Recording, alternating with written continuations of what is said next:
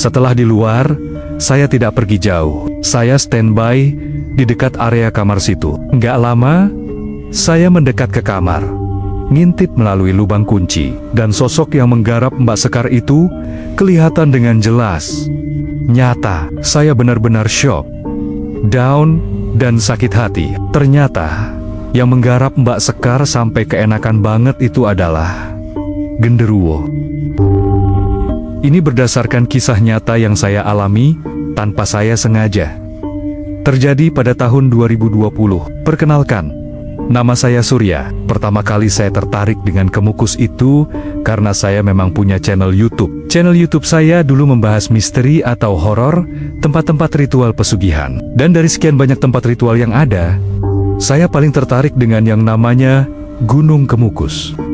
Jauh dari Wonogiri, saya melakukan penelusuran ke tempat Gunung Kemukus itu pas Jumat Pon.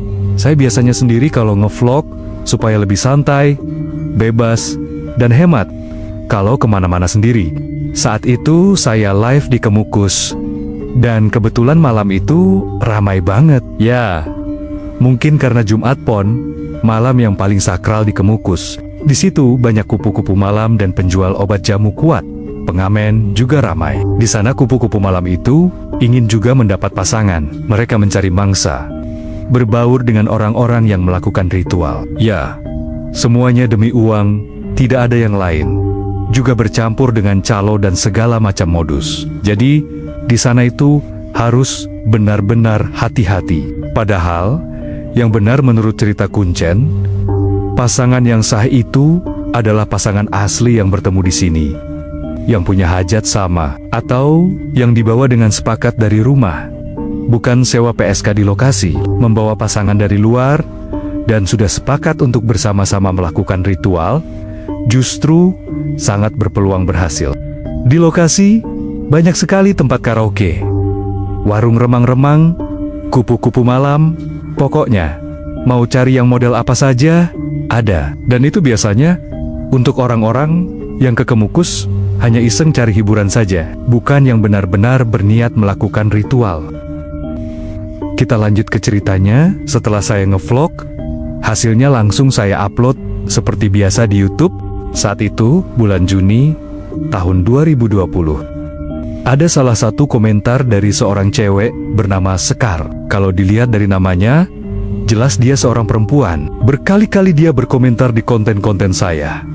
Dan akhirnya, saya tanggapi komentarnya. Dia bilang ingin tahu tentang pesugihan Gunung Kemukus. Selanjutnya, saya kasih nomor telepon, dan dia langsung WhatsApp saya. Kami pun ngobrol panjang lebar, saling menggali informasi. Lalu, dia bercerita kalau dia memang ingin melakukan pesugihan di Gunung Kemukus. Kok pengen ngelakuin pesugihan di Kemukus? Emang ada apa, Mbak? Tanya saya. Bagaimana ya, Mas? Saya sekarang ini lagi kelilit utang. Saya ditipu suami saya, terus dicerai. Dia ninggalin utang sekitar 500 jutaan, kata Mbak Sekar. Jadi, utangnya waktu itu sekitar 500 jutaan. Untuk seorang perempuan, pasti sangat pusing. Padahal, dia bekerja hanya sebagai calo yang mengurus-urus surat saja. Setelah dia bercerita, bahkan sampai menangis tentang anak satu-satunya yang terlantar di desa.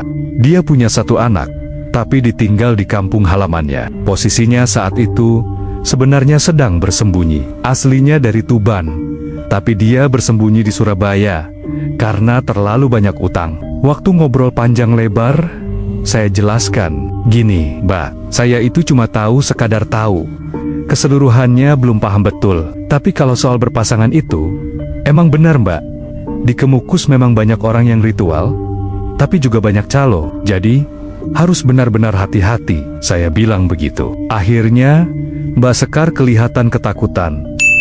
Ya, terus gimana ini? Tanyanya. Saya sendiri juga bingung harus bagaimana. Sampai akhirnya, kami video call. Di video call itu, saya lihat dia, orangnya cantik.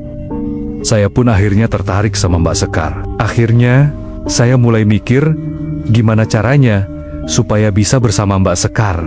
Lah, dia cantik banget menurut saya. Aduh, gimana ya? Apa gini aja, kalau takut ketipu atau kena calo, kalau saya yang ngantar gimana? Tanya saya. Siapa tahu dia mau. Oh ya, nggak masalah, nggak masalah. Terus, caranya gimana? Saya kan posisinya di Surabaya, jawabnya. Saat itu posisi saya di Wonogiri. Kalau saya harus jemput ke Surabaya, kan nggak mungkin, terlalu jauh. Akhirnya, saya ambil titik temu di tengah. Ya, titik temunya gini aja Mbak Sekar. Jenengan kalau naik bus dari Surabaya menuju Solo itu kan cepat. Ya, saya nanti naik motor dari Wonogiri ke Solo. Kita ketemuan di Terminal Tirtonadi. Usul saya. Akhirnya, usulan itu disepakati. Setelah itu,